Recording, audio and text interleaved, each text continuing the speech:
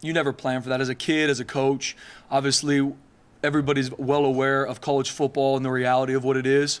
But there was some shock going on. I think obviously whenever anything like that happens, that's the reality of it. And then little by little, obviously, we were able to have conversations with our position groups, talk as a team, and then you can obviously be able to talk through some different things one-on-one. You saw some players kind of take to social media and say finish strong, kind of that message you were talking about. Yeah. How pleased did that make you, and just how they kind of, been resilient through these past 24 hours? They've been awesome. Met with the leadership group this morning, met with a lot of them yesterday. I know our coach has done a great job with our players, but they've been great. I mean, they were first to jump on the table and be like, Coach, we're going to finish this thing strong. We're going to do this together. And that's the group we got. That's the group of seniors we have. That's the mentality they have, that we are going to finish this strong for each other. We're going to finish this strong for Bronco Nation. We can't fix what's happened to this point. No different in life. Things happened before. All you can do is what's next. All we can do is go 1-0. And I know it might sound like I'm preaching at you guys, but that's the same message we talk about with our players. And all we can handle is the fact that we got Utah State this weekend. We got a great group of young men. We're going to prep. We're going to play fast. We're going to do it together. And we're going to finish it strong for our seniors. And that was my biggest thing talking to them. I know our coaches said the same thing, is we're going to finish this right for them. And it's not going to be, well, that year and then blah, blah, blah, blah, blah. We finished it strong for those guys. And there's still a lot to play for. Bowl game opportunities, potential championship game. And our players deserve it. The work they put in. And so right now it's 1-0 mentality. We got Utah State at 5 o'clock in Logan, and we're fired up. How much do you want to be a candidate here to be the full-time coach? No, good question, BJ. Right now, you guys know me. I love this place. And why? Because I love the people. I love these kids. My family. Love it dearly. My number one focus is to finish it strong for these players. Whatever happens after that, I trust JD and the administration, the best interest for our players. For me, my only focus is to finish this season strong for our players and for this community. A community comes and packs out that house when we're 4 and 5 to play New Mexico. We're going to play for those. We're going to play for this community. This group in here loves each other, looks at each other, goes through the stuff we've been through, and still all day yesterday, this morning, calling me, texting me, Coach, we got your back. Let's finish this together. That's my number one focus. And I know from this staff, that's all we care about. Do you have head coaching expectations, though, eventually, big picture for your career? I do. I'm a firm believer that, 3 things that I focus on. This is me. This isn't Boise State. I focus on loving Jesus, working hard, treating people right. And I'm a big believer that if I do those and focus on that, then God's going to have that timing for me. When that time comes, I don't know, but I know when it comes, I'll be ready. And that's where my focus right now is to finish it strong for our players. I'm very excited for the opportunity because I love these kids. It's not about me. It's about them. Like I said, it's about those seniors that they've been through COVID together. They've been through all these times together. It's about them. And I told them if there's anything they need, and our coaches, our staff's done a great job keeping them together, that's our focus. Finish 2 weeks, and then let's look up and see where we're at. And so in regards to the head coaching job and physio, not concerned about that. My focus is about these players, and that's the only reason I coach anyway. It's not because the X's and O's on the board, the lines on the board. It's about them, and that's my number one focus. And I know that's our staff's number one focus, and I mean that, guys. That's not me giving you coach's speech. That's my heart, and I'm excited for our guys to finish strong. Spencer, with you stepping up to be the interim head coach, will the structure of your staff change at all? Will you still be the defensive coordinator? Will you be on the sidelines? Yep. Will you call plays? And then who will be your elevated potential 10th assistant? Yep. So right now I'm still going to call the defense. I'm going to do it from the field. And I can promise you I'm getting fired up on the field. So I told some players, watch out. I can maybe jump on you a little bit. Got to calm down. It's going to be raining, so I might be sliding around a little bit. But I will still, thought about it for a little bit, I'll still be calling the plays. Obviously, our defensive staff's done a great job even last night, this morning, doing a lot of the breakdowns. We had a great defensive staff. They're going to do a great job. But I'm going to still call the plays, handle that the right way, just to keep consistency. And thinking about that's my biggest thing for the players is the consistency. So being on the field, being able to have those conversations with our players, so we can keep things moving in that direction. As of right now, working on elevating Ron Collins to be able to be an on-the-field coach. We'll get him up in the box, and he'll do a great job. He's done a great job this season so far, so we're working through that. And so I'm excited to be back on the field around our boys. What was that conversation with Ron like? I know that he has really enjoyed his role here, Yeah. which is obviously more concise than a full-time coach. Mm-hmm. I'll be honest with you, Jay, he beat me to the punch. I mean, he was ready for him. He's like, Spence, I know you're going to be on the field. I can see some great things up in the box. And I was like, RC, you're way ahead of me, man. So no, he was excited for the opportunity.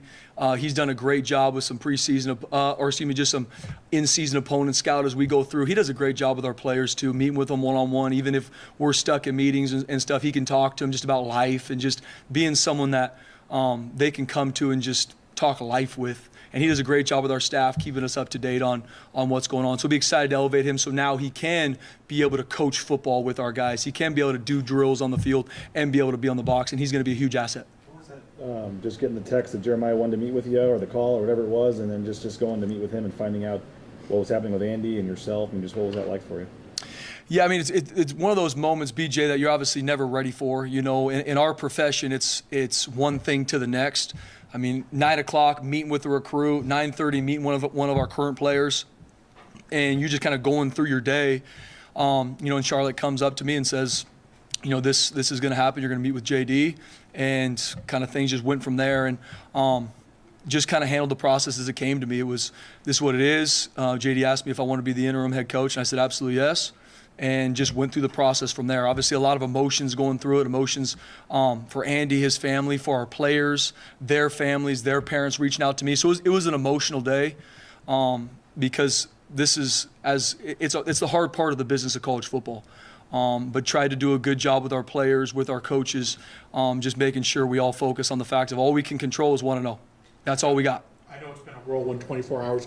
Have you got a chance to talk to Andy yet, and if so, like, what's his mood been like? Yeah, well, we obviously talked yesterday as he was leaving, and it wasn't a long conversation, but just, hey man, I love you. If I can ever do anything for you, let me know. And he really said the same to me. I think a lot of it right now is just, obviously, when you go through something like this that changes the dynamic, changes a lot of different things. We'll have more conversation in the future, but that's about where we're at. I texted him yesterday, just praying for you, brother. Let me know if you can do anything, and that's where we're at. Did he address the team yesterday? He did. The transfer portal is obviously super real, and it doesn't make your life any easier here for however long you're in the interim role. How do you navigate that right now and encourage maybe some fluidity and conversation with your players? Obviously, the biggest point is keeping our players here to finish this strong. And so that was the biggest message that I had to the team yesterday was, we're crazy to sit here and think that that's not going on for our players. Every single one of them. And they're getting hit up by whoever, trainers, high school coaches, whoever it might be. That's just the reality of what it is right now. And so my biggest message to them, once we talked about the seniors and finishing, is let's walk that path together, but we don't need to walk that path right now. We've got 2 games promised to us right now. Let's finish those. And then whenever this season's done, I told them, I will walk that path with you.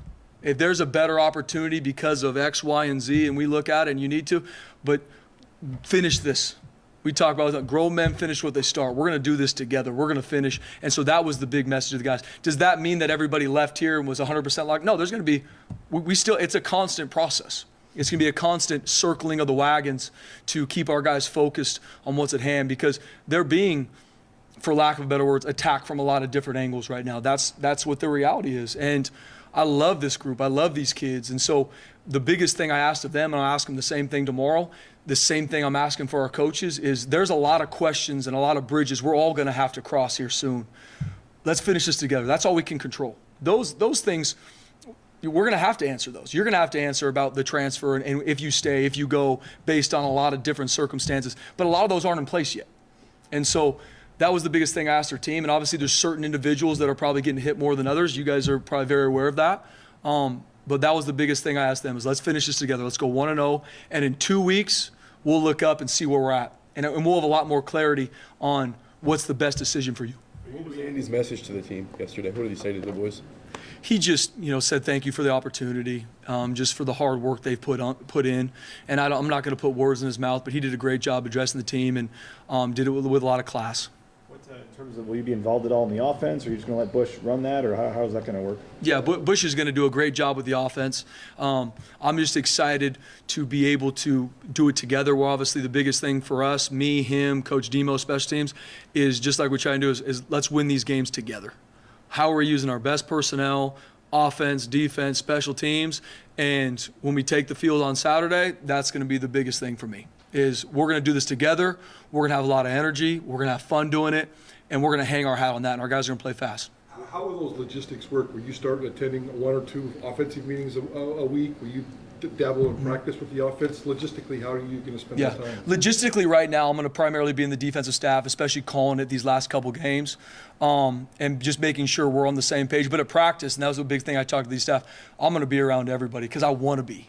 I want to be around Taylor Green. I want to be around Garrett Kern. I want to be around these guys bringing energy and excitement to practice because we got a great defensive staff. I trust them. I know on either side of it, Coach Hammond's going to do a great job with the offense. It's more me just trying to continue to come around these coaches, come around these players, love on them, build into them, infuse the energy to finish strong. And that's going to be the biggest focus for me. Not whittling in regards to changing things schematically on any of the 3 phases because we're in rhythm of who we are. We know who we are schematically in those 3 phases. To me, it's all about the energy and the enthusiasm finishes strong and making sure our players play fast and confident. Any update on Maddox and whether that's a season-ending injury? Right now, he's going to be out for the foreseeable future. He really is. We're still looking into it from our medical staff to exactly what that looks like, but he's going to be out for the foreseeable future. We're all about Taylor Green. You got here in 2017. You already served as the interim head coach twice. Obviously, there's a few things that can shake a program, like the dismissal or a head coach leaving a program. What do you think it is about you that has earned the trust of 2 athletic directors to take over a program during times of tragedy, too strong of a word, but times where a program's been shook? Yeah, it's a good question, Jay. I mean, at the end of the day, humbled by the fact that I'm in this position, humbled by the fact when it happened the first time, and obviously even more now going through it. And I don't know, like I said, I don't know if it's me being so great by any means. I do know that I love these players. Everything I do is about them. Point blank, period, end of story. And that is my heart for them. That's why I come to work every day. That's why I'm still here, is because of these kids, because of this place, this community. And I've said this before, me and my wife had no connection to Boise, Idaho 7 years ago, and this is home for us now. This place, this community, and these players have a piece of my heart that I'll never have back, never want back. And I think just over the years, hopefully in my actions and how I'm around them, how I coach them, how I'm around the staff, that shows itself. That would be my biggest answer to that, Jay. Like I said, it's definitely not something that I've done that I'm saying, well, this is why. I love these kids, and that's what I hang my hat on, is my care for them. How quickly do you flip the page? I mean, are you guys already into Utah State, and how do you kind of get over this cloud, hurdle, whatever you want to call it? Oh yeah, I mean, and like I said, we got a great staff. We got great players. I mean, our players are already up there watching Utah State film last night into this morning. I know both sides of the ball are grinding on Utah State because that's what's next. That's what's next. Not Air Force, not bowl game, not championship game, and we're doing a great job flipping the page. Yeah, things are going to look different. There's a lot of things throughout the day we got to handle, trying to make sure we're around our players a lot in this time, trying to look at the schedule to make sure, okay, how can we make sure our guys are fresh? Can we be around them more? Because we need to be, because they're getting hit from a lot of different angles, at home, different places, and we need to be. We need to be present for them. But our staff's done a great job flipping the page, getting into the offensive, defensive meetings, making sure we got the best plan for the team we have, for our players, to be able to go win on Saturday afternoon. And that's the focus of our staff. That's the focus of our players. And then whatever happens after we play Utah State, we're going to do the same when it's time to play Air Force. So was there anything where you said, okay, I'm changing that right away, or is it pretty much status quo in terms of how things have been done around here? With having 2 weeks promised to us less than the season, BJ, we're not making by any means any wholesale changes. There's a couple things that I know I'm passionate about that we'll make little tweaks. Not going to get into a lot of those here, but there's a couple things that we'll tweak from practice to some different things, just that I feel passionate about. That I'm excited to do. But there's not going to be wholesale changes. What are your thoughts on Utah State? Always impressed with who they have from an athletic standpoint and how they use them, offense and defensively. We've played them, obviously, Coach Anderson, over the past 3 years. It's going to be the 3rd season we play him now with him being there. How they're able to, just speaking from their offensive perspective right now, they're able to go so fast offensively and still be very sound. They've done a great job this year, also being extremely productive. I think they're top 20 in the nation in scoring. I believe they're top 15 or so in yards too. So an offense like that, not only do you have to deal with the speed on the field, the tailbacks, the receivers they have, you got to be able to line up at a drop of a dime. You got to be able to get calls from the sideline, get lined up, and then they do a good job using all 53 1/3 of the space on the field. They will put a receiver on the sideline to one side and a receiver all the way on the sideline the other side. So they just create a lot of space issues, especially with the athletes they have. They've done a great job recruiting. You got to deal with the space. And so not only is it from a pass game standpoint, they create a lot of run-pass conflict because of the space you got to deal with. So have always had a lot of respect to what they do offensively. And obviously this year they've been able to put a ton of points on the board and a ton of yards. And they're keeping a lot of defenses on their heels. Do you expect Ashton to be available this weekend? I know he's done a great job in the training room, and we're excited to get him out on the practice field this week, able to get some Indy in. And I know he's excited to be ready to play. So we'll work through it as the week goes. What can Jake Ripp add to the linebacker group? Yeah, right now, obviously, and you guys saw on Saturday, we're banged up at linebacker. DJ got banged up in the game. Andrew Simpson right now is dealing, has a broken hand, and he was fighting through a lot of stuff. And so we're able to play Jake Ripp and Chase Martin that are two freshmen.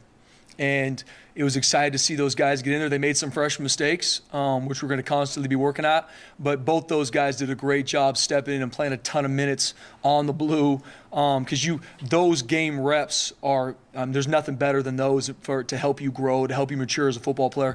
And both of them did a good job. So obviously a big week for both those guys in regards to the game plan, making sure they're ready to go. And like to BJ's question, especially with an offense that goes as tempo and as fast as Utah State does, you got to be on point with your alignments and your keys, or you're going to be behind the snap from Jump Street. So it's a big thing for our whole defense. At the beginning of the season, we were kind of questioning the depth at linebacker. Who's going to play besides DJ? And obviously Marco and Andrew have stepped up, and now again guys, even further behind them to kind of fill in. Just how has the development of that group just been this season, and just how comfortable are you now with the depth that you have there? Yeah, proud of how those guys have developed.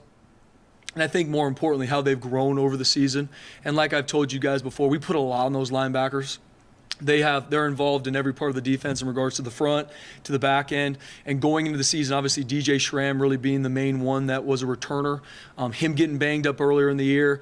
Marco doing a great job stepping in for him. Now Marco's injured. He's out. Andrew Simpson's really coming to his own as the year goes. Andrew Simpson gets banged up. Other guys step up. So that group's done a good job, just next man up mentality, and our whole defense has too. Just like every team across the country at this point in the season, it's all about your depth. And maybe that's not too deep, maybe it's 1.5. And maybe there's a guy that has to know maybe 2, maybe even 3 positions, because that's just where you're at from a depth standpoint. And so hats off to our group in regards to being able to have a next man up mentality. And it's been the same in the front, same with the edges, same in the back end. And so these game reps these young guys have had are vital. And obviously we got to continue to pull on those as we finish this strong. What happened in the second half? What clicked Saturday night? And the bigger picture, that's happened before in terms of one good first half or one bad second half, and then it changes. And Andy loved to use the word consistency and inconsistency. So yeah. What happened Saturday night, and how is your defense? How can it be more consistent for an entire 4 quarters? No question, which we need it to be. Starting the game, going into the game, they were doing some stuff different schematically than we had prepared for. They had a couple guys that didn't play in the game that they had shown on film that played, which changed some of the schematic stuff. And then for our guys, just playing fast and consistent. There was like we talked about before, there was a lot of tackling in that first half, especially on the quarterback, that guys are just out there trying to not make mistakes instead of just trusting their leverage, attacking to make a play, not scared to miss one. And just being able to start games and being more consistent, when we have to. And we've started games consistently and maybe haven't finished them. And so it's being able to put a full game together to where, especially defensively, you have to do it together. It has to be all 11. It can't be one guy not doing his job like we talk about every week, because if someone's not setting the shoot for the rest of the defenders, then all the angles in pursuit and the tackling angles and the fits are going to be off. And so the consistency to start games from one, obviously schematically, to make sure our guys are clear on, okay, whatever an offense can watch something Patrick Mahomes does on Sunday, and we might be defending it on Saturday night, right? That's just this reality of college football. And that's across the board. And so our guys got to be able to read their keys, react, and then in those moments just make those tackles, which a lot of those first couple touchdown drives came to a lack of doing our job and just making tackles in those critical moments. We obviously got some of that stuff cleaned up and had a better second half. Now we can't just play consistent one half of football. We got to put a full game together. Ahmed now ranks second in the Mountain West in sacks. What do you think about his play lately and what he is becoming as a pass rusher? So proud of Ahmed. I mean, and guys, you talk about a guy that just tirelessly works, loves this program. And he is that guy. When I talk about guys that want to finish strong, he's the guy that will call me, check in with me, like, whatever you need, we're finishing this thing. That's who he is. And he does that in how he trains. He does that in how he practices. And I'm just so proud of him that now it's showing up in production on the field. And his best football is in front of him. And he's a guy that I love coaching. I love being around. His teammates love being around him, because you don't need to guess if Ahmed's going to show up and be ready to work and be ready to do his job. There's a lot of things for him. He's a football player that he's going to consistently work to grow and even be better. And that's the exciting part for us, is his best football is in front of him.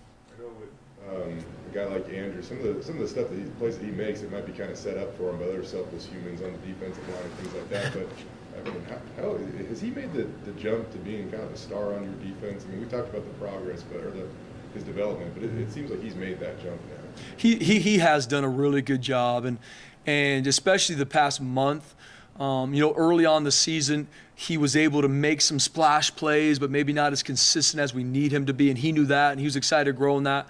But really, the past month to 5 weeks, the games we played with the bye week obviously in there, he's played well. He's played productive. He's been on the attack, and you guys obviously can see how much we're able to move him around and put him in different situations, which not only takes a skill set, it also takes the mental aptitude to know all those different looks and the different situations we're going to put him in. And he's done a really good job. But in that situation, I give DJ Schramm a ton of credit for that whole room. I mean, you talk about a guy, and I've said this before, I don't need to tell them what to do in regards to prep and how to get ready for practice. I just say, hey, all you guys watch DJ. Watch DJ Schramm, because it's an open book test in regards to what it takes to play linebacker here. And Drew stepped up a lot in that way, especially with Marco being out, him having to play pretty much the whole game a lot of these weeks. He's done a good job, and he's banged up right now. He's fighting his tail off in the training room to continue to make plays and be productive on the field, because we need him. Will Marco be back, or do you have any update on him too? Right now, Marco's also going to be out for the foreseeable future. Right now, we're working to get exact clarity on how many weeks it's going to be, but he won't be playing this weekend. A big breakout game for Prince at wide receiver last week. How do you just get him to kind of springboard off that into a big finish to the year and possibly a big career? No doubt. I mean, obviously think the world of Prince, and I know Bush is going to hit it with you guys. And you talk about a young man that obviously came here in January, a freshman, and what he's done from spring ball to fall camp and kind of bide his time, especially early on in the season, to coming on a big stage. I mean, some of the catches he had last weekend watching from the box those are big time catches now. I'm talking freshman or you're a senior, it doesn't matter. Those are big time catches. And for him being able to use that to even build more confidence to make even more plays this weekend and going forward is going to be huge, not only for him, but for our team. How about Shea too? Shea's starting to play some pretty good ball too. He's got this. You look into his eyes on game day, and he seems just kind of go into this locked-in place where not much distracts him, I guess. Yeah. What is it about him and the way he's playing right now? You talk about a young man that's grown a ton this season as well, Jay. I mean, that's Shea Oladipo, and a guy that you can coach, you can hold to a high standard. That's him. And similar to some other positions we're talking about, our nickel position, which he plays, we put a ton on that position. He's got to be able to blitz like a linebacker, cover like a DB, have instincts like a safety in one. And it's a lot. And for a young man that came into this season having to do that, there was a lot of growth that needed to happen early on in the season. We put a lot on him. And he hasn't shied away from it. He hasn't. He's taken the coaching. He's worked his tail off to grow in it, and he has. And his best football is in front of him. I think he's played some of his best football as the weeks have gone on. and going to need him to do the same this weekend, especially with the space and how we're going to be attacked from Utah State. We need a big weekend from 23. And he's excited to put the work in. Talking to him last night, he can't wait to get on the practice field tomorrow and work to earn that right. This might be a dumb question, but there's a lot of social media speculation that Eric McAllister could potentially come back now that Andy's gone. Is there any?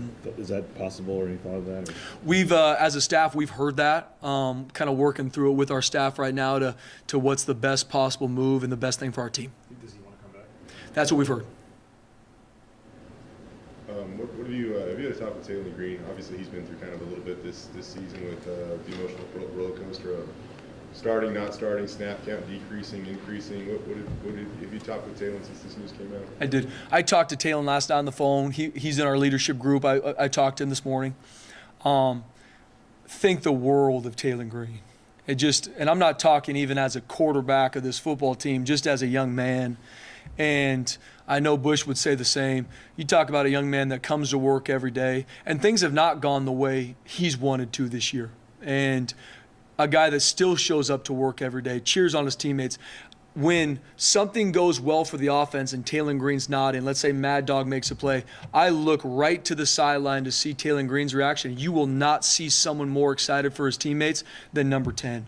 And that goes a long way, not only to who he is as a football player, but just who he is as a young man. And that, to me, speaks volumes of who he is and who he's going to be off the field in life. And, you know, I know Bush would say the same thing. His best football is in front of him, and I'm fired up for him this weekend. I told him the same thing last night, told him the same thing this morning. I think Taylor Green's going to have a great Saturday night. He's going to lead this team, lead this offense, and help lead this whole team. And he's going to, and we're going to empower him to. How are you preparing him to take on that full responsibility? Yeah, he's got it in him. He's always had it in him.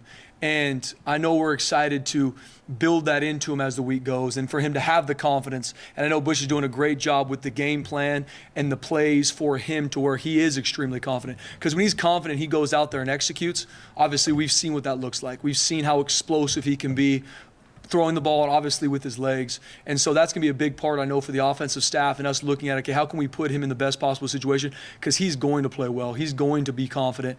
And that's going to help our team play well together.